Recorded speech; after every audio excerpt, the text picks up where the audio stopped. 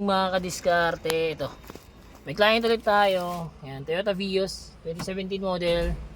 Gagawin natin yung Android unit. Kita nyo, widescreen na rin kasi siya, kaya papalitan na natin siya. So, ito, yung pagbaklas nito mga kadiskarte, ganda lang, yan. Yan.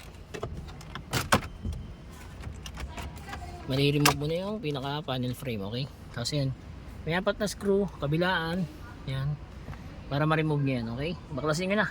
Ayan mga kadiskarte, tapos na tayo mag-install. 10 inches Android sa Vios. Ganito, third gen ng Vios. Ayan. Syempre kasama pa rin sa package natin yung reverse camera. Ayan. Yung mawala sa package natin yan. And then ito, may Apple CarPlay and Android Auto na rin ito mga kadiskarte. Pwede ka na rito mag-Waze, Netflix, YouTube, Google Maps. Ayan. 10 inches Android sa ganitong Vios. Sa lahat ng Vios, ito lang yung 10 inches Android. Ayan. Alright. So kung gusto mo mag-avail, DM lang. Drop message lang for better and faster transaction. Don't forget to like and follow na rin. Salamat!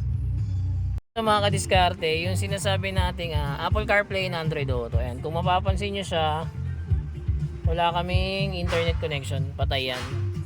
So, ayan. Nakapag-maps na kami, then Spotify, okay na rin yan. Pwede nyo rin naman siya pagsabayin. Ayan. Ayan. Tapos, yung maps, working na rin yan. Ayan. Malaki yung maps, okay din siya. Ayan.